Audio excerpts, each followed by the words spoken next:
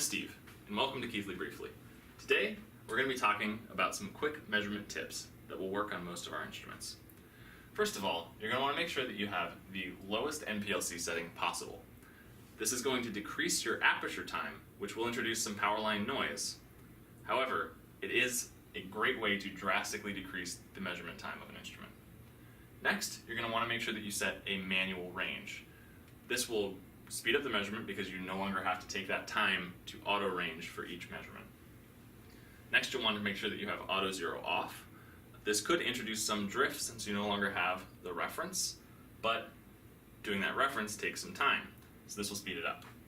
You'll also want to set the delays to 0 seconds and set the math and filters to off, because doing those math and filters does take a little time for processing.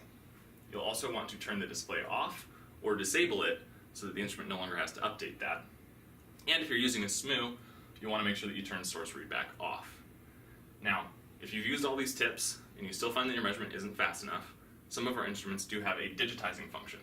This allows you to set the sample rate that you want up to 1 megasample per second, so it's pretty fast. So there are a few quick measurement tips. If you have any further questions, feel free to contact Tektronix Technical Support. We'd be happy to help.